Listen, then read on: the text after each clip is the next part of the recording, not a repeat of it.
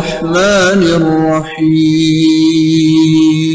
آپ سب کے ذہنوں میں جو اپنی عظیم خادم ہیں ان سب کی شفا یابی کے لیے بلند تر صلوات.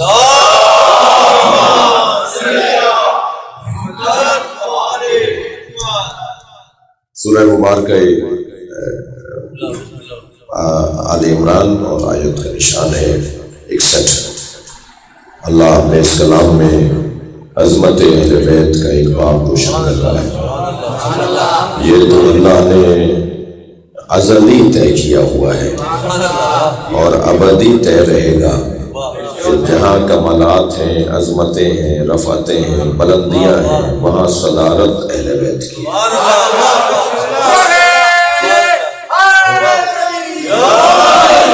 قرآن میں یوں تو اہل بیت کی عظمت اور اہل بیت کے فضائل میں آیات بہت ہیں، بلکہ میں کہوں کہ قرآن کی ہر آیت اہل بیت کی عظمت ہے. اس لیے کہ جو اہل بیت کے دشمنوں کی مذمت میں آئی ہے وہ بھی تو اہل بیت کی شان ہے. تمام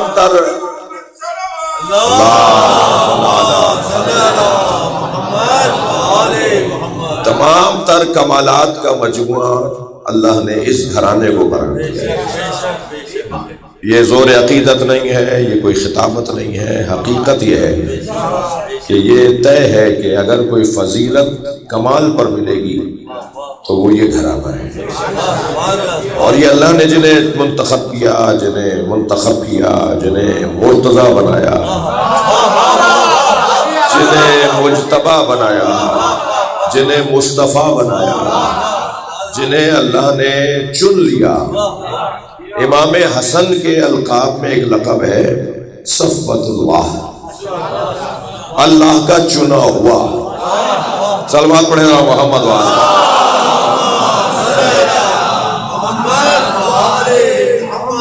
اللہ نے اس گھرانے میں ہر ایک شخصیت کے لیے ایک علیحدہ عنوان فضیلت بھی ہے اور کچھ فضیلتیں ہیں جو مشترکہ ہیں.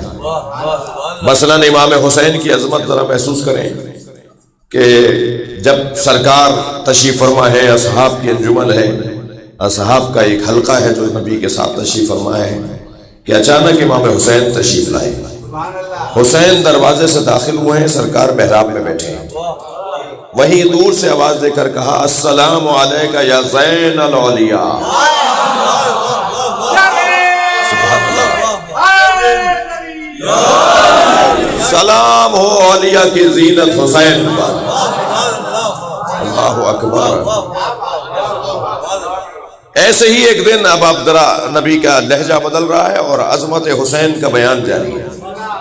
ایسے ہی نبی مکرم تشریف فرما ہے، اصحاب کا جرمٹ ہے، اصحاب کی انجمن ہے، حلقہ نبی مکرم کے گرد آپ کے صحابہ کرام رضوان اللہ تعالی علیہم کا ہے کہ امام حسین مسجد میں داخل ہوئے تو آپ نے دور سے آواز لگا کے کہا السلام علیکہ یا زین السماوات. اے آسمانوں کی زینت حسین تجھ پہ سلام. تو ایک صحابی محترم اچھا ہے، شاگرد تو ایسے ہی ہوتے ہیں کہ ایک مرتبہ آواز دے کر کہا یا رسول اللہ آسمانوں کی زینت تو آپ ہیں. اچھا یہ کون سمجھائے کہ باپ کے سامنے اگر اولاد کی تعریف ہو تو باپ ناراض نہیں ہوتا،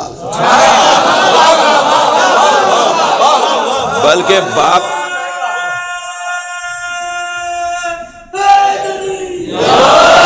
یہ عجیب رشتہ ہے کہ اگر فرض کیجئے باپ مثلا جو ہے وہ ڈاکٹر ہے، معمولی ایک جنرل ڈاکٹر ہے، اور اس کا بیٹا جو ہے وہ مثلا کوئی اسپیشلسٹ ہے، وہ جنرل فزیشین نہیں ہے، خاص 2-4 چیزوں میں اس نے مہارت لی ہوئی ہے، اور باپ تعلیم میں کم ہے اور بیٹا تعلیم میں زیادہ ہے. تو اگر میرے اور آپ کے سامنے یہ مرحلہ آئے تو شاید ہم کسی اور کے بارے میں تو دل چھوٹا کریں کہ جی مثلا تعلیم میں اگر فلاں بزرگ ہمارا ہم سے کم ہو اور ہم فلاں بزرگ سے زیادہ ہوں، اس کے سامنے ہماری تعریف کی جائے تو وہ کہے گا جی تعلیم میں کم ضرور ہوں مگر آپ زیادتی کر رہے ہیں، تجربے میں زیادہ ہوں. وہ کہیں نہ کہیں اپنا بڑا پن رکھے گا. لیکن یہ عجیب رشتہ ہے باپ کا اور اولاد کا کہ اگر باپ تعلیم میں جنرل مثال دے رہا ہوں، یہاں نبی مکرم کے بارے میں سوچا بھی نہیں جا سکتا، مثلا باپ اگر تعلیم میں کم ہو اور بیٹا تعلیم میں زیادہ ہو، اور کوئی بیٹے کی تعریف باپ کے سامنے کرے تو باپ دل چھوٹا نہیں کرتا بلکہ دل بڑا کرتا، خوش ہوتا ہے کہ میری اولاد کی تعریف ہو رہی ہے۔ اب جب کبھی بھی ایسا ہوا کہ نبی کے سامنے کسی بھی حسن حسین مولا کی تعریف کی گئی تو نہ صرف نبی ان کی تعریف پر نبی مکرم نے روکا نہیں بلکہ دل کیا نبی کا اظہار فرمایا کہ اور بولو، میرے حسن و حسین کی تعریف کرو۔ تو جیسے ہی صحابی محترم نے کہا نا یا رسول اللہ زین السماوات تو آپ ہیں، آسمانوں کی زینت تو آپ ہیں، تو نبی نے فرمایا کہ میں اس اللہ کی قسم کھاتا ہوں جس کے قبضہ قدرت میں مجھ مصطفیٰ کی جان ہے، عرش الہی کے سیدھی جانب لکھا ہوا ہے السلام علیکہ السلام علیکہ یا مصباح الہدی وسینہ سفینۃ النجات۔ حسین پر سلام اور درود لکھا ہوا ہے، سلام ہو حسین پر جو آسمانوں میں، یہ لکھا ہوا ہے سلام ہو حسین پر جو کشتی نجات ہے اور چراغ ہدایت ہے۔ صلوات پڑھیں محمد وآلہ۔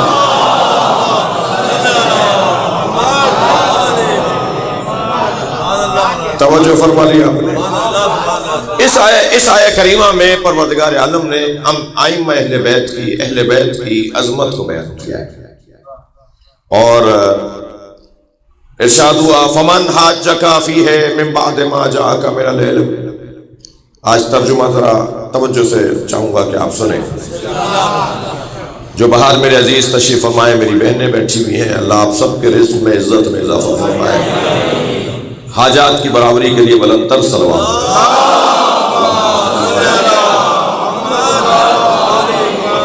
فمن حاجک، اے میرے حبیب بس جو بھی تم سے ضدیت کرے، بحث کرے، مباحثہ کرے، تمہاری بات کو تسلیم نہ کرے۔ جی دیکھیے، بہت تربیت اور سماجی ایک بڑا اہم مسئلہ ہے جس کی طرف آپ کی توجہ چاہوں گا۔ جی ایک بات کو تسلیم نہ کرنا، ایک بات کو نہ ماننا، اور خاص طور پر کسی بڑے کی بات کو نہ ماننا ایک بہت بڑا المیہ ہے، ایک بہت بڑا مشکل مرحلہ ہے۔ ایک جملہ کہتا ہوا گزروں، ہر جگہ پاکستان کے ہر ڈرائنگ روم کا ایک موضوع بنایا ہوا ہے، اور وہ یہ کہ پاکستان میں قیادت کا فقدان ہے۔ میں تو اس کو درک کرتا ہوں کہ پاکستان میں قیادت کا فقدان نہیں ہے، اطاعت کا فقدان۔ کوئی کسی کو بڑا ماننے کو ہی تیار نہیں ہے۔ صلوات پڑھیں ذرا محمد وآلہ۔ آپ اس سے بہتر صلوات پڑھ سکتے ہیں۔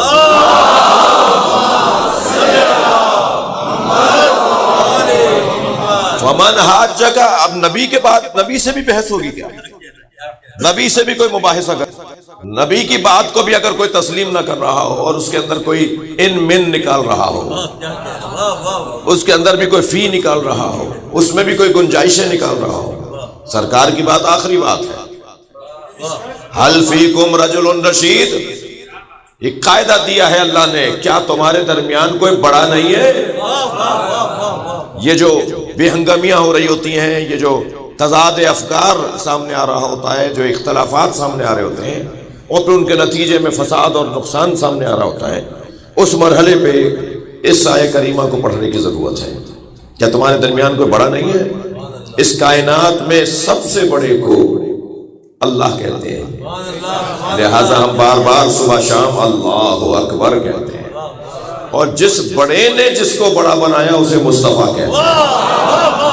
نعرہ تکبیر، نعرہ تکبیر، نعرہ رسالت، نعرہ رسالت، نعرہ حیدری، فمن محمد صلی اللہ محمد وآلہ محمد۔ فمن حاجک فیہ من بعد ما جاءک من العلم، علم آ جانے کے بعد بھی اگر ہے میرے حبیب تم سے کوئی بحث سے بحثی کرے، کٹ حجتی کرے، ضدیت کرے، تسلیم نہ کرے، اچھا یہ بہت خطرناک مرحلہ ہے۔ میں اپنے ان بچوں اور جوانوں سے، جو میرے لیے خوش قسمتی ہے کہ میرے سامعین میں ایک بڑی تعداد جوانوں کی ہے، میری بچیاں بھی جو باہر بیٹھی ہیں، اور جو میرے بچے جوان جو یہاں بیٹھے ہوئے ہیں، اور جو مجھے نظر نہیں آ رہے، جو نظر آ رہے ہیں، یہ میرے لیے توفیق ہے کہ یہ مجھے سننے آتے ہیں۔ میں ان سے ایک جملہ کہتا ہوا آگے بڑھوں گا کہ ادب اور تہذیب، تربیت اور ادب، اس کا سب سے پہلا زینہ اور مرحلہ نبی کا ادب ہے۔ جہاں نبی کا ادب نہیں ہے وہاں پھر قرآن کا ادب بھی نہیں ہے، اور جہاں قرآن کا ادب نہیں ہے وہاں مسجد کا ادب بھی نہیں ہے، اور جہاں مسجد کا ادب نہیں ہے وہاں نمازوں اور عبادتوں کا ادب بھی نہیں ہے۔ اور یاد رکھیں کہ جب میں کہہ رہا ہوں کہ جہاں نبی کا ادب نہیں ہے وہاں قرآن کا ادب بھی نہیں ہے، تو جان لیجئے جہاں نبی کا ادب نہیں ہے وہاں علی کا ادب بھی نہیں ہے، وہاں اہل بیت کا ادب بھی نہیں ہے۔ اور جو اصلی جملہ مجھے اس جملوں کے بعد کہنے کا ہے، جہاں نبی کا ادب نہیں ہے، علی مولا کا ادب نہیں ہے، قرآن کا اور مسجد کا ادب نہیں ہے، تو سمجھ لیجئے وہاں باپ کا ادب بھی نہیں ہے، وہاں ماں کا ادب بھی نہیں ہے، وہاں تایا چاچا کا ادب بھی نہیں ہے، وہ ماموں نانا کا ادب بھی نہیں ہے۔ تم نے جب بنیاد ہی اپنی ہلا دی، جس معاشرے میں نبی کا ادب نہ ہو، ممکن ہے کوئی کہے مولانا کہاں کی باتیں کر رہے ہیں، ہمارے یہاں تو ایسا نہیں ہے، ہمارے یہاں تو نبی کی بے ادبی نہیں پائی جاتی۔ عزیزان گرامی، سورہ مبارکہ حجرات کی پہلی 5 آیتوں کو میں ان بچوں جوانوں سے کہوں گا کہ جا کے دوبارہ پڑھیں۔ پہلی 5 آیتیں جو سورہ مبارکہ حجرات کے اندر بیان ہوئی ہیں وہ ہمیں ایک مرتبہ آئینہ دکھا دیتی ہے، یعنی ہم کہہ بھی دیں کہ ہم بے ادبی نہیں کرتے، تب بھی وہ آیتیں جب ہم پڑھیں گے تو ہمیں اندازہ ہوگا کہاں کہاں ہمارے یہاں کمزوری پائی جاتی ہے، کہاں کہاں ہمارے یہاں کمزوری پائی جاتی ہے۔ لا ترفعوا اصواتکم فوق صوت النبی، اپنی آوازوں کو نبی کی آوازوں پر اونچا نہ کرو۔ لا تجہروا بالقول کجہر بعضکم ببعض، اور نبی کو ایسے آوازیں نہ دیا کرو جیسے تم ایک دوسرے کو پکارتے ہو۔ خبردار، نبی کے دروازے پر جا کر نبی کو ایسے آوازیں نہ لگاؤ۔ بعض اوقات ہمیں پتہ بھی نہیں چلتا کہ ہم بے ادبی کر گئے۔ یہ وادی بڑی حساس ہے، اگر اہل عرفان میری بات کو درک کر پائیں اور اللہ مجھے اس بات کا عرفان عطا فرمائے، اللہ کی بے ادبی کرنے والا پھر بھی قابل معافی ہے، مگر نبی کی بے ادبی کرنے والا قابل معافی نہیں ہے۔ جو میری بات پوری سنیے گا، آدھے میں سے اٹھ کے نہیں جائے گا۔ صلوات پڑھے ذرا محمد۔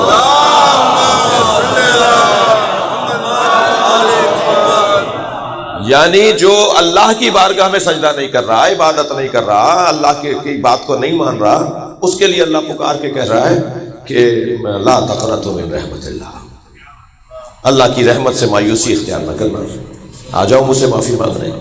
لیکن جو نبی کی بے ادبی کر رہا ہے نا، اس کے لیے اللہ کیا کہہ رہا ہے اسی سورہ حجرات کی پہلی 5 آیتوں میں؟ پہلی 5 آیتوں میں نبی کے لیے جو بے ادبی کرنے والا ہے اس کے لیے اللہ ارشاد فرما رہا ہے کہ اگر تم نے نبی کی بے ادبی کی تو ان تحبط اعمالکم وانتم لا تشعرون، ہم تمہارے اعمال کو ایسے ضائع کر دیں گے کہ تمہیں پتہ بھی نہیں چلے گا۔ بڑی بڑی نمازیں، صلوات پڑھ لے ذرا نبی والے۔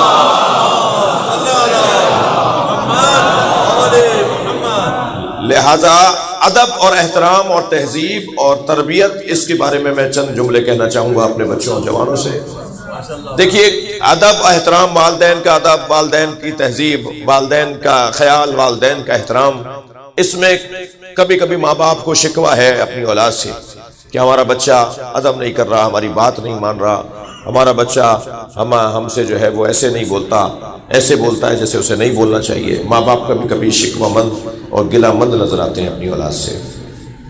ہم تک بھی خبریں آتی ہیں، ہمیں بعض والدین خط بھی لکھتے ہیں، کچھ میسج بھی آتے ہیں، کچھ پیغامات بھی آتے ہیں کہ آپ فلاں جگہ مجلس پڑھنے آئے ہیں، مثلا کسی بھی جگہ کی آپ تصور کیجئے، یہ ہے مسئلہ پورے ملک میں سبھی جگہ، تو آپ آئے ہوئے ہیں، ذرا ایک جملہ کہہ دیجئے گا، ہمارا بچہ ذرا ہمارا ادب نہیں کرتا، وہ ذرا ایسے بولتا ہے، وہ ایسے رہتا ہے۔ تو میں پہلے تو والدین سے کہوں گا کہ بچہ اگر مؤدب نہیں ہے تو اس میں جہاں اس بچے کا قصور ہے وہاں آپ کی بھی کوئی بے توجہی ضرور ہے، تو اس بے توجہی کو تکرار نہ کریں اور اس بے توجہی سے ہاتھ اٹھا لیں۔ خود سوچیں، ہر ایک کا اپنا معاملہ ہے، میں نہیں عرض کر سکوں گا، اور خود انسان طے کرے گا کہ کہاں اس کی کمزوری پائی جاتی ہے اس کے اندر۔ اور دوسری بات، اگر بچہ ادب نہیں کر رہا تو اس کا سبب یہ ہے کہ شاید اس کا دوست ایسا ہے جو مؤدب نہیں ہے. تو آپ کو اس بات کا خیال کرنا پڑے گا کہ کس کے ساتھ آپ کے بچے کی دوستی ہے. اس لیے کہ صحبت صالح تورا صالح ہونا اور صحبت طالع تورا طالع ہونا. یہ جو ہم نشینی ہے نا، یہ جو ساتھ بیٹھنے والا اثر انسان لیتا ہے نا.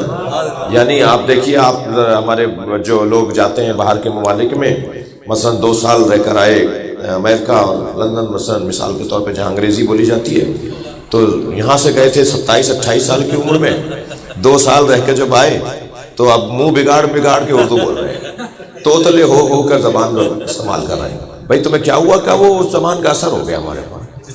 اچھا، وہ اثر لے لیتے جی. مرزا اسد اللہ غالب دہلی میں ایک محلے سے دوسرے محلے جا رہے تھے، تانگے والے کو روکا. کیا لوگے؟ کہا جی اتنے آنے لوں گا. اسے طے کر لیا، اجرت طے کر لی، کرایہ. بیٹھ گئے تانگے میں. اچھا، یہ تانگے والے، یہ رکشے والے، یہ کار ڈرائیور حضرات بیچارے، ان کو بولنا تو حق ہے نا سب کا. تو وہ بول رہے ہوتے ہیں مسلسل، کچھ نہ کچھ اپنے قصے کہانیاں سنا رہے ہوتے ہیں، ان کے پاس بہت کچھ ہوتا ہے جمع. تو وہ بول رہا تھا مسلسل تانگے والا. تو آدھے رستے میں کہنے لگے بھائی تانگا روکو، تانگا روکو. اس نے تانگا روک دیا. کہنے لگے جی حضور فرمائیے. کہا نہیں، میں یہیں اتروں گا. انہوں نے کہا ابھی تو وہ محلہ دور ہے جہاں آپ کو جانا تھا. کہا نہیں، وہاں تک میری اردو خراب ہو جائے گی. تم اتنا ایسا بول رہے ہو کہ تمہاری جملے میرے اوپر اثر کر رہے ہیں. تو یہ ممکن ہے. چلوات پڑھیں ذرا محمد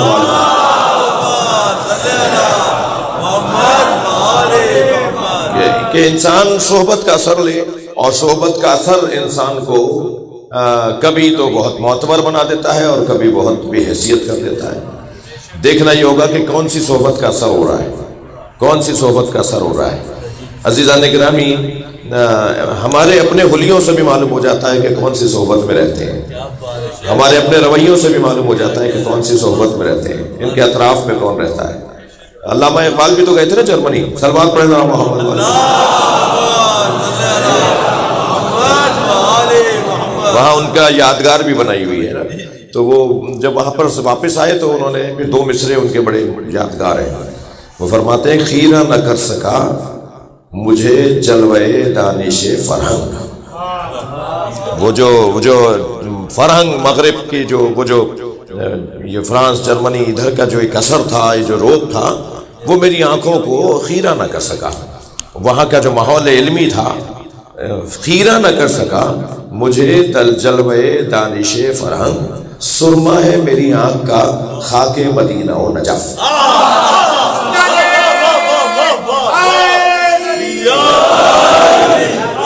اگر آپ اپنے بچے کو کہیں بھیج رہے ہیں جہاں اس کے ایمان کا خطرہ ہے، جہاں آپ اپنے بچے کو بھیج رہے ہیں اور وہاں اس کے عقیدے کا خطرہ ہے، تو اس کی آنکھوں میں مدینہ اور نجف کا اتنا سرما لگا دو کہ اسے محمد اور علی کے علاوہ کچھ نظر ہی نہ آئے. صلوات پڑھیں محمد و علی. بھائی آپ کی ذوق سماعتیں دیکھ رہا ہوں تو میرا دل کر رہا ہے کہ میں کچھ اور آگے آ جاؤں. حضرت امیر مینائی کی زمین میں ہم نے غزل کہی تھی، اور غزل پیش نظر امام زمانہ. جی غزل تو عشق کا موضوع ہے نا، اور عشق حقیقی تو امام زمانہ سے ہی ہونا چاہیے. تو چند مصرے میں آپ کو سنا دیتا ہوں جو میرے اپنے مضمون میں ہے. عرض کیا ہے کہ سرمے طور لگا دیدہ تر پیدا کر. بھائی سننے آئے ہیں وہ اب ذرا بیدار ہو کے سنیں گے. سرمے طور لگا دیدہ تر پیدا کر، شوق دیدار اگر ہے تو نظر پیدا کر.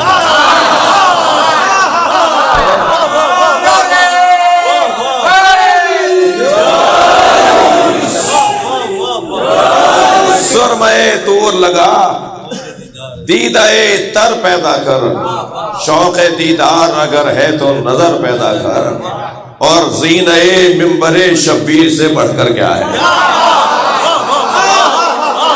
زینہ منبر شبیر سے بڑھ کر کیا ہے؟ مل گیا تجھ کو شرف اس پہ نہ شر پیدا.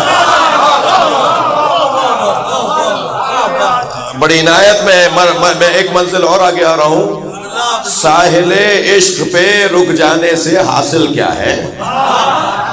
عاشقوں سے بات کر رہا ہوں. ساحل عشق پہ رک جانے سے حاصل کیا ہے؟ ڈوب کر پار اترنے کا ہنر پیدا.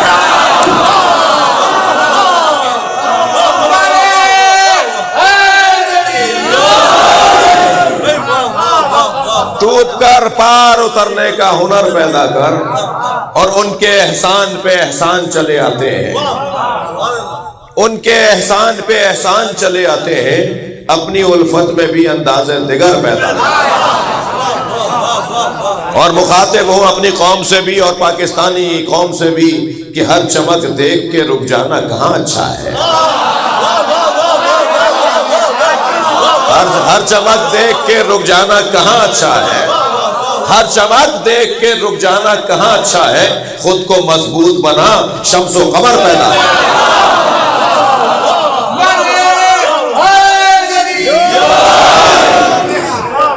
اور تنہا رہنے کا تجھے شوق ہے مسلم کیوں کر. تنہا رہنے کا تجھے شوق ہے مسلم کیوں کر. شارع عام پہ چل، یار سفر پیدا کر.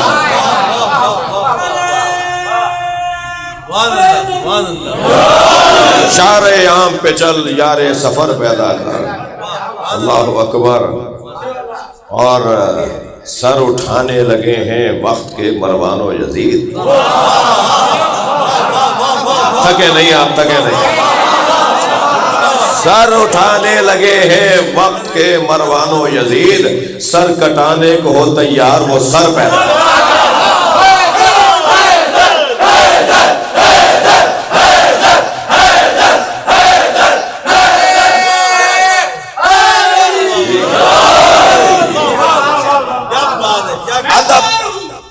میں خوار ہوں ممکن ہے جنت میں نہ جا سکوں. واہ. مرزا غالب میں خوار ہوں ممکن ہے جنت میں نہ جا سکوں.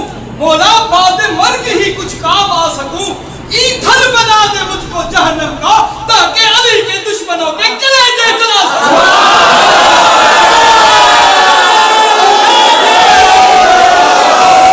صلوات پڑھیں محمد و آلہ.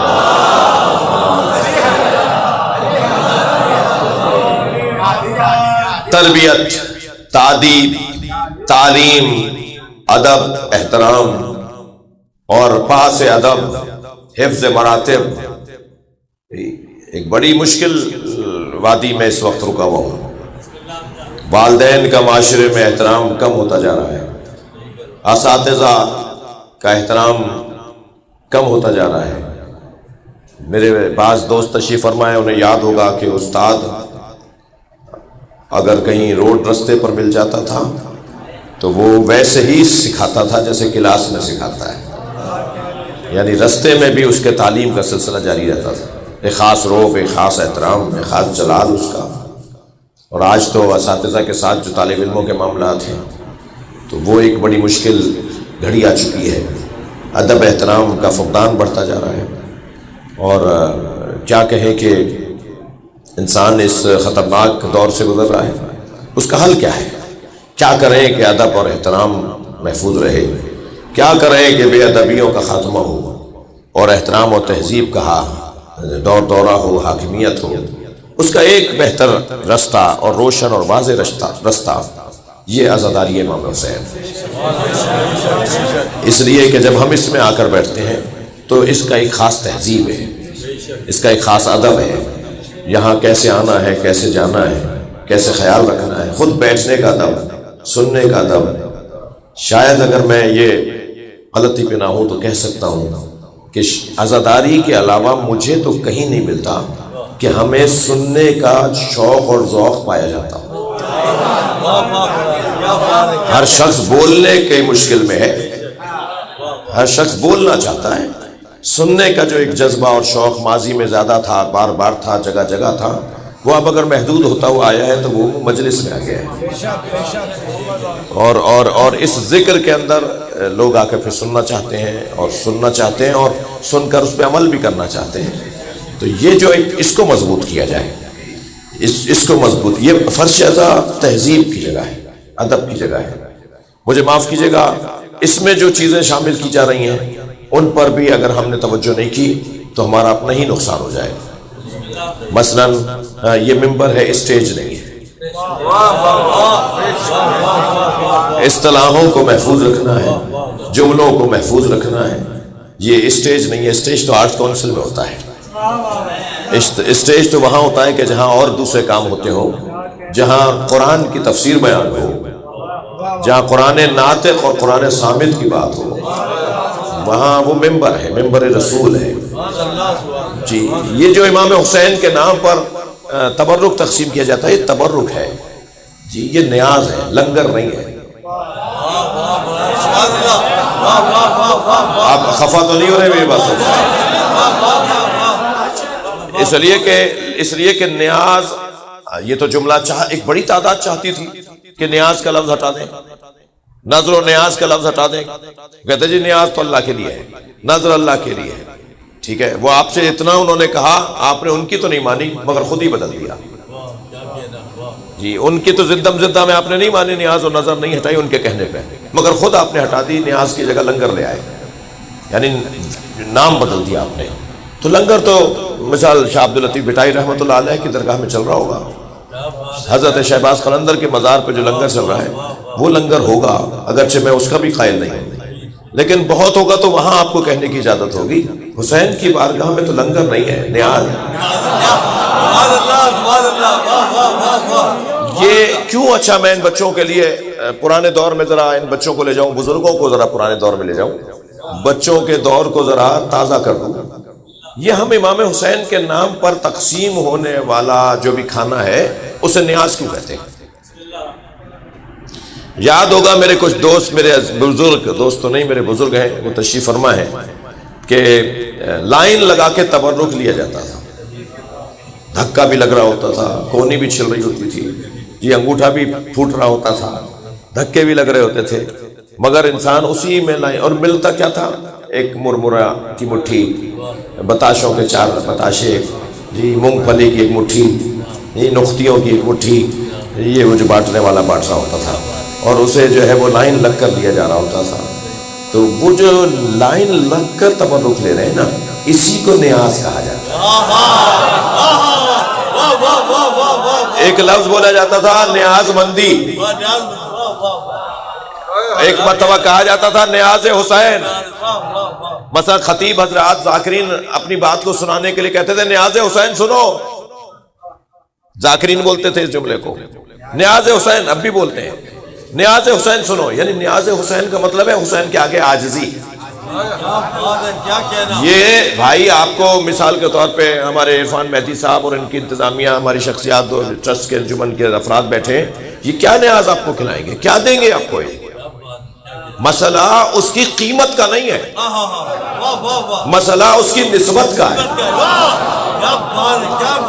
وہ جو نسبت حسین کے ساتھ ہو جاتی ہے تو بظاہر سستی چیز بھی ہو تو قیمتی ہو جاتی ہے،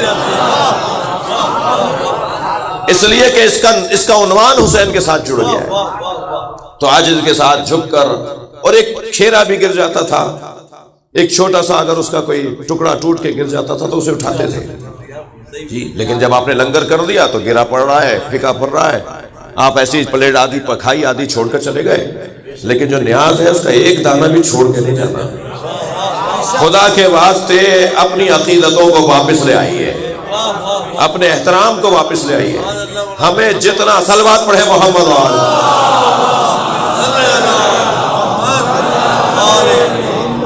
ہمیں اگر مجلس اعزاز سے ادب و احترام نہیں مل رہا تو پھر کہیں اور سے نہیں ملے گا.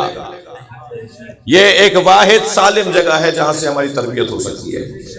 والدین کی بے احترامی کا ایک سبب یہ ہے کہ اس کی صحبت اچھی نہیں ہے. دیکھا جائے میرا بچہ اٹھ بیٹھ کس کے ساتھ رہا ہے. اور عزیزان گرامی، کچھ چیزیں تو ایسی ہیں جو میں والدین سے کہوں گا، اس وقت اگر میں نے بیان کر دی تو شاید جوانوں کو سہارا فراہم ہو جائے، مدد مل جائے کہ مولانا نے کچھ ہماری بات بھی کی ہے. میں ان بچوں اور جوانوں سے صرف اتنا کہوں گا کہ خدا کے واسطے ماں باپ سے اونچی آواز میں بات کرنے سے، ماں باپ سے بے ادبی اور بے احترامی سے زندگی کا ایک دن ایک دفعہ میں کم ہو جاتا ہے. یعنی اگر آپ نے ایک دفعہ اپنے والدین کے ساتھ بے احترامی کی تو ایک دن زندگی کا کم. اگر روزانہ 4 دفعہ مہینے میں 50 دفعہ 50 دن کم. ہم اپنی عمریں کم کر لیتے ہیں بے احترامی سے. ماں باپ ہیں. ماں باپ سے بھی گزارش ہے، ایک جملہ تو کر دو نا. یہ جو آپ بڑے جو ہے وہ جھوم کے کہتے ہیں کہ میرا بچہ تو میرا دوست ہے، تو جب آپ نے اپنے بچے کو اپنا دوست بنا لیا تو پھر دوست تو ابے تبے میں بات کرتا ہے. اللہ نے تو آپ کے بچے کو آپ کا دوست نہیں بنایا تھا. ناراض نہ ہوئیے گا میری باتوں سے. آج کے جدید تعلیم یافتہ باپ، آج کی جدید تعلیم یافتہ ماں بڑے ہی اترا کر کہتی ہے، بڑے ہی جھوم کے کہتی ہے کہ میرا بچہ تو میرا دوست ہے. اللہ نے تو تمہارے بچے کو تمہارا دوست نہیں بنایا. جب اللہ نے تمہارے بچے کو تمہارا دوست نہیں بنایا تو تم دوست کیسے بنا رہی ہو؟ اور جب دوست بے ادبی کرے تو ناراض کیوں ہو رہی ہو؟ اللہ نے تمہارے بچے کو دوست نہیں بنایا. ایک شخص مولا کائنات کی خدمت میں حاضر ہوا.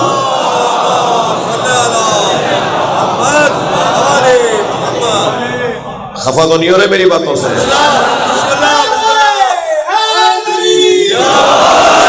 اپنے ساتھ اپنے بیٹے کو بھی لے کر آیا. مولا کی خدمت میں آیا ایک مولا کا چاہنے والا، اور اپنے ساتھ اپنے بیٹے کو بھی لے کر آیا. دسترخوان لگا ہوا تھا. حضرت نے حضرت قمبر کو آواز دی، قمبر سلپچی لاؤ، لوٹا لاؤ. وہ بدنا اور سلپچی لے کر آئے، اور ایک مرتبہ حضرت نے باپ کے ہاتھ دھلائے. اس نے کہا مولا میں کہاں اور آپ کہاں؟ حضرت نے فرمایا یہ ادب کا حصہ ہے، یہ تہذیب کا حصہ ہے، یہ ثقافت ہے کہ مہمان کے ہاتھ میزبان دھلائے گا. مولا نے اس کے باپ کے ہاتھ دھلائے اور حضرت قمبر سے کہا بیٹے کے تم دھلاؤ. اور بیٹے کی طرف دیکھ کر کہا اگر اکیلے آئے ہوتے تو میں دھلاتا. اگر میں نے تمہارے باپ کے ساتھ تمہارے ہاتھ بھی دھلا دیے تو پھر علی کی جانب سے مثال قائم ہو جائے گی کہ باپ اور بیٹے میں کوئی فرق نہیں ہے.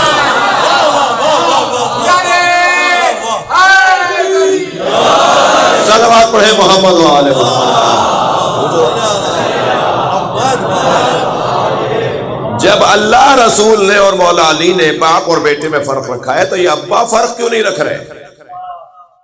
یہ اولاد فرق کیوں نہیں کر رہی؟ تو ادب، میں اپنے مضمون سے ہٹ کر نہیں ہوں. فمن حاجک فیہ من بعد ما جاءک من العلم. بات کر لی سرکار نے، کہہ دیا، اس کے بعد بھی مان نہیں رہی بات کو. جب مان نہیں رہے سرکار کی بات کو تو اب نبی کے مقابلے میں آ کے کھڑے ہو رہے تو کیا ہوگا؟ جنگ ہوگی. مثلا ایک یہ جنگ ہوگی، تو جنگ تو سرکار کے مزاج میں نہیں ہے. اور سرکار نے اس میدان میں گرم اسلحے کا استعمال نہیں رکھا ہے. جہاں جنگیں ہوتی ہیں وہاں بچوں کو مجاہد بنا کے نہیں لے جاتے، وہاں پہ پہلوان جا رہے ہوتے ہیں.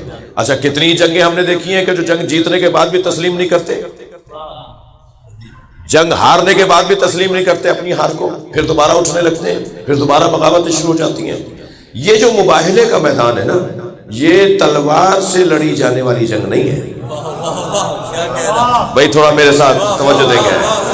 یہ میدان مباہلہ تلوار سے لڑی جانے والی جنگ نہیں ہے، کردار سے لڑی جانے والی جنگ ہے. اب کردار جائے گا میدان میں. آپ کی دقتوں کا میں آپ کا شکر گزار ہوں. نبی نے جو چادر میں گھر بنایا، اور لفظ بہتر کرتا ہوں، اینٹوں کے گھر میں جب چادر کا گھر بنایا تو وہ چادر کے گھر والوں کو مباہلے میں لا کے دکھایا کہ وہ یہ ہے. کل کو کوئی یہ نہ کہہ دے کہ وہ کون تھے. اچھا جس کا جو احسان ہو نا وہ یاد رکھنا چاہیے. حضرت ام سلمہ نے چاہا کہ وہ چادر میں آ جائیں. اگر حضرت ام سلمہ نے چادر میں آنے کی کوشش نہ کی ہوتی اور نبی نے جواب نہ دیا ہوتا تو یہ الجھن کیسے دور ہوتی کہ ازواج اور ہیں اور اہل بیت اور ہیں.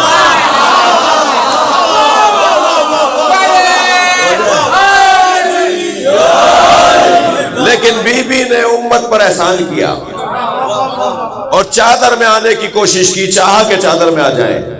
نبی نے کونا کھینچ کے فرمایا تم خیر پر ہو مگر اہل بیت میں نہیں.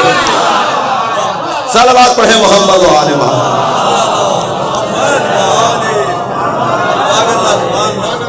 اور عزیزان گرامی، بہت ہی واضح اور روشن انداز سے بعض شخصیات کے بعض تاریخی جملے ہیں جنہیں ہمیں بیان کرنا کی ضرورت ہے، اور جس کی جو خدمت ہو اسے یاد رکھنا چاہیے.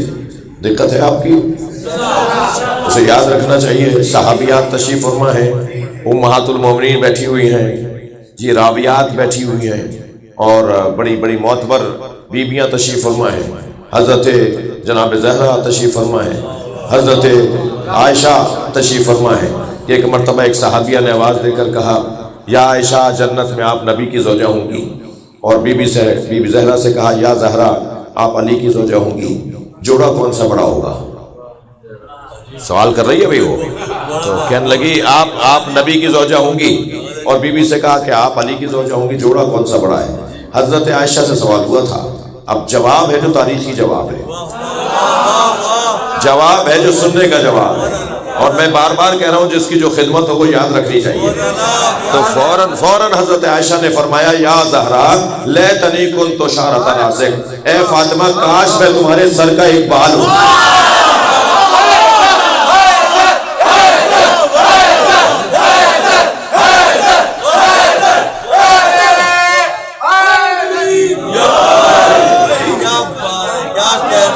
सैयदा तो सैयदा है, सैयदा की अजमत तो सैयदा की अजमत। तो इसी तरह अज़ीज़ान गिरामी, अहले बैत को पंजतन को मुबाहिले में लेकर आए। ये नौबत आई क्यों? ये नौबत इसलिए आई कि नबी की बात मानी नहीं जा रही थी। ठीक है, हम भी ले आते हैं अपने बेटों को, तुम भी अपने बेटों को ले आओ। और हम भी ले आते हैं अपनी बेटियों को, तुम भी अपनी बेटियों को ले आओ। और हम भी ले आते हैं अपने जैसों को। बड़ी इनायत, बहुत शुक्रिया। तर्जुमा होना चाहिए ना भाई। हम अपने नफ्सों को ले आए, तुम अपने नफ्सों को। तो ये तो उर्दू है, ये तो अरबी है। उर्दू अपनी जबान में जिसमें हम बात कर रहे हैं उसमें तर्जुमा करें। तर्जुमा होगा, हम अपने जैसों को लाते हैं, तुम अपने जैसों को ले आओ। तो जैसों, अपने जैसों की जगह नबी लेके गए मौला अली को। अब भी कोई दलील चाहिए कि अली सबसे अफजल है? सलावत पढ़ो। कुरान ने नबी जैसा करार दिया है। और अगर जिगर थाम के कोई सुनना चाहे तो कह दूं, आपके जिगर तो संभले हुए हैं, जिन्हें संभलवाना चाह रहा हूं। यहां नबी जैसा तुम्हें समझ में नहीं आता। शबे हिजरत बिस्तर पे लेट कर अल्लाह ने अली को अपना नफ्स करार दिया।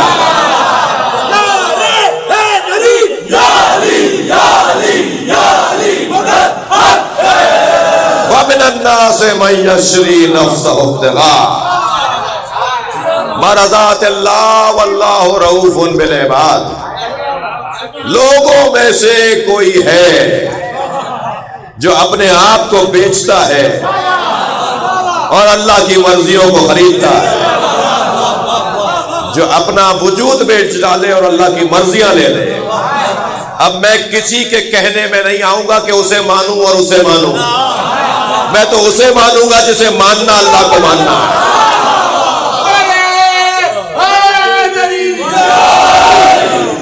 जिसको मान लूंगा तो अल्लाह को मान लूंगा। और अजीब दास्तान है बाबे अली में। भाई थके नहीं मेरी बातों से। अजीब दास्तान है फजाइल बाबे अली का। अजीब उन्वान है फजाइल बाबे अली में। हम अली के पास जाते हैं तो अल्लाह का पता देता है, और अल्लाह से पूछते हैं तो अली का पता बता।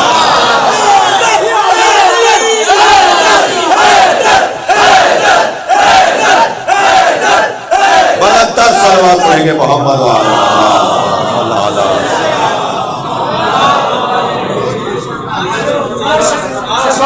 लिहाजा यहाँ अल्लाह के नबी से कटहुज्जती करना, बहसो मुबाहिसा करना, उन्हें तस्लीम न करना, ये अल्लाह को इतना बुरा लगा कि जो नबी के मुकाबले आके खड़ा हो जाए फिर उस पर अल्लाह की लानत है।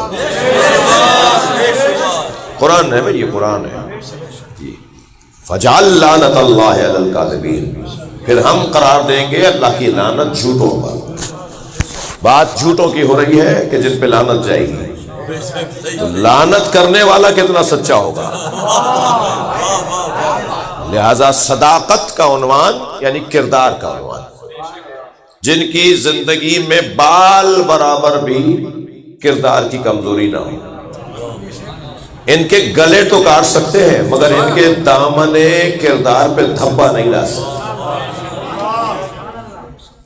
جھوٹے سے بھی کوئی اچھا کچھ روایتیں لائیں کہ مولا نے معاذ اللہ حالت مثلا نماز پڑھا رہے تھے تو نماز میں آپ نے یہ پڑھ دیا، اور وہ کیونکہ شراب اس وقت حرام نہیں ہوئی تھی تو 4 دفعہ تو ہم مقالے لکھ لکھ کے بھیج چکے ہیں کہ بھائی یہ آپ کے مطابق ہی کمزور روایت ہے، یہ ضعیف روایت ہے، آپ کے بزرگوں نے بھی اسے نہیں مانا ہے، مگر کیا کریں کہ کتابوں میں لکھ دیا گیا.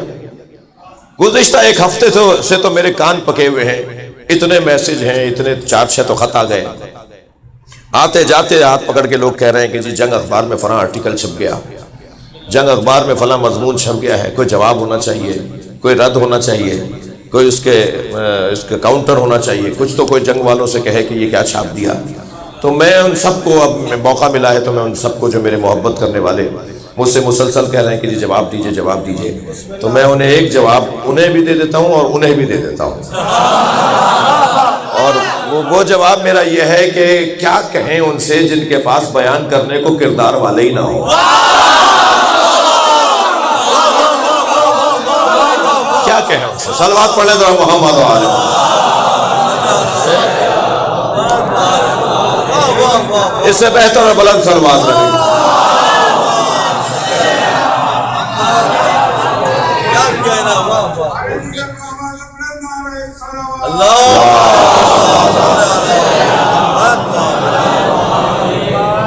توجہ کر لیا آپ نے؟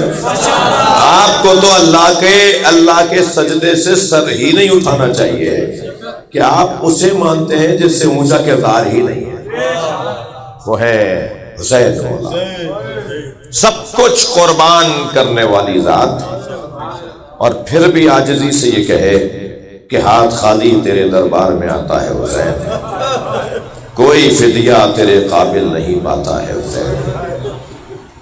سب کچھ دینے والا حسین یہ کہتا نظر آئے کہ ترکت الخلق طرا لہواک، یا اللہ میں نے تیری خاطر ساری مخلوق کو چھوڑ دیا، سب مجھ سے دور ہیں، سب مجھ سے خفا ہیں، سب مجھ سے ناراض ہیں، سب کہہ رہے ہیں یہ کیا کر رہے ہیں، سب کو چھوڑ دیا میں نے، میرے ساتھ کوئی نہیں ہے. ترکت الخلق طرا لہواک، حسین جملہ ہے نقل صاحب کا. فرماتے ہیں کبھی غور کیا حسین کے نام پہ اتنا مجمع کیوں لگتا ہے؟ دنیا میں لاکھوں کی تعداد میں لوگ جمع ہیں، 40 امام حسین پر کروڑوں کی تعداد میں لوگ مشی کر رہے ہوتے ہیں. یہ ذات جس کے نام پہ اتنا مجمع لگتا ہے، کیوں حسین کے نام پہ اتنا مجمع جمع ہوتا ہے؟ نقل صاحب فرماتے ہیں اس کی وجہ یہ ہے کہ وہ کربلا میں اللہ کی خاطر اکیلا کھڑا تھا. جو اللہ کی خاطر اکیلا کھڑا ہو جائے پھر اللہ ساری مخلوق کو اس کے نام کر دیتا ہے. اب کوئی ہندو ہے تو حسین کو یاد کر رہا ہے، کوئی عیسائی ہے تو امام حسین کو یاد کر رہا ہے، سنی تو ویسے ہی امام حسین کو یاد کرتے ہیں، شیعہ بھی امام حسین کو اپنے انداز سے یاد کر رہا ہے. کوئی نہیں ہے دنیا میں کہ جو امام حسین کو یاد نہ کرتا ہو. پچھلے سے کئی سالوں سے ان مغربی ممالک میں، ان سمندر پار ممالک میں، چرچ میں جو مسیحیوں کے عبادت خانے ہیں اس میں عشرہ اولیٰ میں روزانہ امام حسین کا ذکر ہو رہا ہے. یہ کچھ عرصے سے ہی بڑھتا جا رہا ہے مسلسل، اور باقاعدہ مسلم اسکالرز کو بلایا جاتا ہے کہ آج دعا کا وقت ہے، فلاں پوپ، فلاں پادری، فلاں مثال کے طور پہ فادر آئیں گے، وہ دعا کروائیں گے، اس سے پہلے آ کر حسین ابن علی کا ذکر کر دیجیے. اور سب مسیحی بیٹھے ہوتے ہیں، انگریز لوگ، اور پھر کوئی نہ کوئی امام حسین کی کوئی نوحہ پڑھ کے چلا جاتا ہے، کوئی مثال کے طور پر امام کی کوئی فضیلت پڑھ کے سنا کے چلا جاتا ہے، اور اس طرح امام حسین کا ذکر بڑھتا جا رہا ہے. اور ابھی تو صحیح جیسا ہونا چاہیے ایسا امام حسین کا پیغام ہم نے پہنچایا نہیں ہے. بہت جلد دنیا میں یہ ذکر عام سے عام تر ہوتا چلا جائے، اور اس میں میرا اور آپ کا کوئی کارنامہ نہیں ہے. حسین ابن علی خود اپنا ذکر امر کر گئے ہیں. اب قیامت تک حسین حسین ہونا ہے. جو لوگ اس کو روکنے کی ناکام کوششیں کر رہے ہیں وہ بہت پشیمان رہیں گے اس دنیا میں اور اس آخرت میں، لیکن جو اس ذکر کو عام کرنے کے لیے کوششیں کر رہے ہیں ان کا یہاں ضمیر مطمئن ہے اور آخرت میں انہیں یقین ہے کہ کوئی ان کا مددگار ہے۔ عزیزو، اس حسین کا ذکر ہے جسے کربلا کہا جاتا ہے۔ 2 محرم ہے، 2 محرم کو جو بیان ہوتا ہے وہ کچھ یوں ہے کہ حسین مولا مدینہ چھوڑ رہے ہیں اور مدینہ چھوڑ کر حسین مکے سے ہوتے ہوئے کربلا آئیں گے۔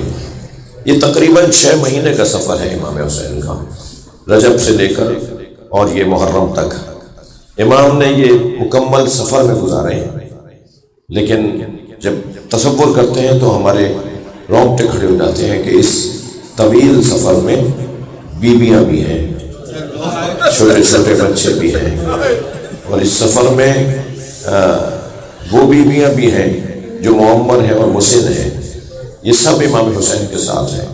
البتہ جب مدینہ چھوڑ رہے تھے تو امام ایک بیٹی کو بھی چھوڑ کے جا رہے ہیں۔ امام 3 معمر بیویوں کو بھی چھوڑ کر جا رہے ہیں، اور تینوں معمر بیویوں سے رخصت لے کر، اپنی بیٹی سے رخصت لے کر جب آ کے بیٹھے ہیں نا گھوڑے پر، تو وہ منظر بڑا کرمناک منظر ہے۔ حسین مڑ مڑ کر مدینے کو دیکھ رہے ہیں، اپنے وطن کو چھوڑ رہے ہیں، کبھی نانا کے مزار کی طرف دیکھتے ہیں، کبھی ماں کی قبر کی طرف دیکھتے ہیں، ایک بھائی کو بھی چھوڑ کر جا رہے ہیں، امام حسن کی قبر کو دیکھ رہے ہوتے ہیں۔ اور اس حالت میں حسین شہر سے نکلے ہیں کہ مدینے میں اپنا گویا دل چھوڑ کر آ گئے۔ قافلہ باہر گیا، کچھ ہی دیر کے بعد حضرت عباس گھوڑا دوڑاتے ہوئے آئے اور آ کر کہا مولا ہمارے قافلے کے پیچھے ایک مختصر سا قافلہ چل رہا ہے۔ امام نے فرمایا عباس پتہ کیا کون ہے؟ فرمایا صحابی رسول ہیں حضرت عبداللہ ابن عروہ غفاری۔ جیسے امام حسین نے سنا نانا کے صحابی کا قافلہ پیچھے آ رہا ہے، ذوالجناح سے کہا ہے میرے رہوار، اے میرے گھوڑے مجھے نانا کے صحابی تک پہنچا دے۔ گھوڑا لے کر پہنچا وہاں جہاں وہ قافلہ تھا، کیا دیکھا کہ 3 سوار ہیں، ایک خود ہے حضرت عبداللہ ابن عروہ غفاری، ایک ان کا بیٹا، ایک ان کا غلام، چند سواریوں پہ سامان لدا ہوا ہے، مختصر سا قافلہ ہے۔ امام کو آتے ہوئے دیکھا تو وہ گھوڑے سے اتر گئے، آگے بڑھ کر امام حسین کا ادب کیا، امام نے انہیں گلے سے لگایا، فرمایا نانا کے صحابی آپ بہت ضعیف ہیں، کیونکہ ان کے بال سفید تھے، ہاتھوں میں راشا تھا، کمر خمیدہ تھی، بڑھاپا واضح تھا ان کے اوپر۔ فرمایا نانا کے صحابی اس بڑھاپے میں کہاں کا ارادہ ہے؟ کہاں جا رہے ہیں آپ؟ کیوں جا رہے ہیں؟ کہاں جا رہے ہیں آپ؟ فرمایا حسین تم چھوٹے تھے، نبی خطبہ دے رہے تھے، تم مسجد میں داخل ہوئے، تمہارا پیر تمہارے کرتے میں الجھا، تم زمین پر گر گئے، نبی نے ممبر چھوڑ دیا، ممبر سے اتر کر تمہیں گود میں اٹھایا اور پھر اپنے ساتھ ممبر پہ لا کر بٹھایا اور تمام صحابہ سے مخاطب ہو کر کہا اسے اچھی طرح دیکھو، میرے حسین کو اچھی طرح دیکھو، اگر میرا حسین مدینہ چھوڑ رہا ہو، اجرکم اللہ جو رونے آئے ہیں، اور اس کے ساتھ اس کے بچے بھی ہوں، اور تم میں سے کوئی زندہ رہ جائے تو میرے حسین کی مدد کرنے ضرور جانا ہے۔ اے حسین میں بوڑھا ضرور ہوں مگر مجھے نبی کی وصیت پہ عمل کرنا ہے، میں آپ کی مدد کرنے کے لیے آپ کے ساتھ جا رہا ہوں۔ حسین مولا کی آنکھوں میں آنسو آ گئے، فرمایا پھر آئیے ہمارے ساتھ چلیے، علی اکبر آپ کی خدمت کریں، عباس آپ کے کام آئیں گے۔ تو ہاتھوں کو جوڑ کر کہا تمہارا قافلہ آگے چلے گا، کچھ فاصلے سے میرا قافلہ چلے گا۔ امام نے فرمایا تو آپ ایسا کیوں کرنا چاہتے ہیں؟ فرمایا اس قافلے میں زینب کی سواری ہے، اس قافلے میں نبی زادیاں ہیں، کہاں میں اور کہاں نبی کی بیٹیاں۔ میں کہوں گا عبداللہ سے، عبداللہ ابن عروہ غفاری تم نے بڑا احترام کیا جناب زینب کا، 11 محرم کو ہوتے تو دیکھتے زینب چادر مانگتی رہی مگر کوئی نہ تھا جو نبی زادی کو چادر لا کے دے دیتا۔ اجرکم اللہ، اجرکم اللہ، تھکیں گے نہیں عزیزانو، مجھے ایک منزل اور آگے آنے دیجئے۔ یہ قافلہ کربلا جانے سے پہلے مکے گیا ہے، مکے میں کئی مہینے امام نے قیام کیا ہے، پھر وہاں سے میرے مولا آئے ہیں کربلا معلیٰ۔ مکے کے دوران قیام میں امام نے حضرت مسلم کو بھیجا ہے کوفہ اپنا سفیر بنا کر۔ حضرت مسلم کوفہ آئے ہیں، اگر حضرت مسلم جنگ لڑنے آتے تو دو چھوٹے چھوٹے پیارے پیارے بچوں کو نہ لاتے، چاند جیسے چہرے، جنگ تو کرنے آئے نہیں تھے حضرت مسلم، حسین کا پیغام لے کر آئے تھے اور امام حسین کی سفارت لے کر آئے تھے۔ دو بچوں کو بھی ساتھ لائے ہیں جو حسین مولا کے بھانجے ہیں، ایک کا نام محمد بڑا، ایک کا نام ابراہیم چھوٹا بھائی۔ دونوں کے چہرے اتنے نورانی ہیں، میں ابھی بیان کروں گا، آپ کی حالت غیر ہو سکتی ہے اس منظر کو دیکھ کر اور سن کر کہ ان چھوٹے چھوٹے نورانی چہرے والے بچوں کے ساتھ کیا ہوا۔ حضرت مسلم آئے ہیں کوفہ میں، اپنے بچوں کو ساتھ لائے، لیکن مسلم کو آخر گرفتار کر دیا گیا، بچوں کو بھی زندان میں ڈال دیا گیا، اور ادھر زندان میں بچے ہیں، ادھر باپ حضرت مسلم کو دارالعمارہ کی چھت پہ لے جا کر سر قلم کر کے ان کا بدن زمین پر پھینک دیا گیا۔ جب حضرت مسلم کا سر قلم کرنے لگے نا تو حضرت مسلم ابن عقیل نے کوفہ سے مکے کی طرف رخ کیا اور کہا السلام علیکہ یا ابا عبداللہ، اے مولا حسین میرا سلام آخر۔ امام جہاں پر تھے وہاں کرسی سے کھڑے ہو گئے اور کوفے کی طرف رخ کر کے کہا علیکہ السلام یا اخی مسلم، میرا سلام ہوا ہے میرے بھائی مسلم تم پر۔ کچھ ہی نزدیک ہی حضرت عباس تھے، قریب آ کر کہنے لگے مولا کیا میرا بھائی مسلم واپس آ گیا؟ تھگے نہیں عزادارو، تھگے نہیں، 2 محرم ہے۔ فرمایا کیا میرا بھائی مسلم واپس آ گیا؟ فرمایا عباس ہمارا بھائی کوفے میں غربت میں مارا جا رہا ہے، تنہائی کی غربت کی موت ہے، مسلم کو تنہا مارا جا رہا ہے، کوئی مدد کرنے کو نہیں ہے۔ حضرت عباس نے فرمایا آپ کو سلام انہوں نے وہاں سے بھیجا، آپ نے جواب یہاں سے بھیجا، اللہ نے آپ کو یہ قدرت دی ہے، مجھے کوفہ پہنچا دیجئے تاکہ میں اپنے بھائی کی مدد کر سکوں۔ فرمایا عباس مشیت الہی نہیں ہے، تمہاری تسلی کے لیے ایک منظر دکھا دیتا ہوں۔ عباس ان 2 انگلیوں کے درمیان دیکھو۔ اب مولا عباس نے کیا دیکھا؟ دارالعمارہ سے بدن پھینکا جا رہا ہے اور نیچے کالے برقعے میں بیوی ہے جو اپنے ہاتھ پھیلائے کھڑی ہے۔ عباس یہ میری ماں زہرا ہے، مسلم کا لاشا لینے کوفہ پہنچی ہے، سلام ہو فاطمہ زہرا پر۔ یہ ماں کہاں کہاں لاشیں اٹھانے جائے گی، یہ ماں کہاں کہاں میتیں اٹھانے جائے گی۔ حضرت مسلم کے لاشے کو کوفے میں گھسیٹا گیا اور حضرت مسلم کے لاشے کو کوفے کے چوراہے پہ لٹکا دیا گیا۔ عزاداروں 9 ذی الحجہ 60 ہجری حضرت مسلم شہید ہوئے اور عاشور کا دن سن 61 ہجری امام حسین شہید ہوئے اور 12 ذی الحجہ حضرت مسلم کے دونوں بچے شہید ہوئے۔ اور دونوں بچوں کی شہادت کا حال ایسا ہے کہ حارث نے جب سر کاٹنے کے لیے خنجر نکالا نا تو بڑے بھائی نے آواز دی کہ پہلے میرا سر کاٹو میں بڑا ہوں، اور جب بڑے بھائی کا سر کاٹنے کو آگے بڑھا تو چھوٹے بھائی نے آواز لگائی یہ میرا بڑا بھائی ہے، پہلے میرا گلا کاٹو۔ قربان جائے ان کے اوپر سمجھداریاں۔ کہا آخری آرزو بتاؤ، حارث کہنے لگا بچوں سے آخری آرزو بتاؤ تمہاری کیا ہے؟ اللہ اکبر۔ جب اس نے کہا نا آخری خواہش، آخری آرزو کیا ہے؟ میں تمہارا گلا کاٹ رہا ہوں، تو دونوں بچوں نے کہا ہمیں 2 رکعت نماز پڑھنے دو۔ دونوں چھوٹے چھوٹے بھائیوں نے 2 رکعت نماز پڑھی۔ عزاداروں میں بڑے آرام سے پڑھ رہا ہوں مگر مقتل میں منظر کچھ اور ہے۔ ایک ہاتھ سے سر کے بال پکڑے، ایک ہاتھ سے خنجر چلایا، ایک بھائی دوسرے بھائی کو ذبح ہوتے دیکھتا رہا۔ جب دونوں کے گلے کاٹ دیے، پہلے ایک کا گلا کاٹ کر بدن نہر میں پھینکا، پھر دوسرے بھائی کا گلا کاٹ کے دوسرے کا بدن نہر میں پھینکا۔ سنیں گے تو دونوں کے جنازے قریب آنے لگے اور دونوں بھائیوں نے ایک دوسرے سے گلے ملنا شروع کیا۔ یہ سر کاٹ کر بہت توڑ لیے مگر تکلف نہیں کرے، مجھے 2 منزل اور آگے آنے دیجیے، اللہ آپ کو کسی غم میں نہ رلائے۔ یہ سر کاٹ کر اوپر رومال ڈال کر ایک تشت میں رکھ کر عبید اللہ ابن زیاد کے دربار میں لے گیا۔ عبید اللہ تخت پر بیٹھا تھا، اس کے سامنے رکھ دیا، کہا یہ کیا ہے؟ کہا امیر تحفہ لے کر آیا ہوں۔ جب رومال ہٹایا تو 2 چاند جیسے چہرے تھے۔ میں جو جملہ آپ کو سنانا چاہ رہا ہوں جس میں آپ کی آنکھوں میں آنسو آئیں گے، وہ جملہ یہ ہے کہ عبید اللہ نے چہروں کو دیکھ کر کہا چاند جیسے ٹکڑے ہیں۔ جو دشمن کی نگاہ میں چاند ہو وہ ماں کی نگاہ میں کتنا حسین ہوگا.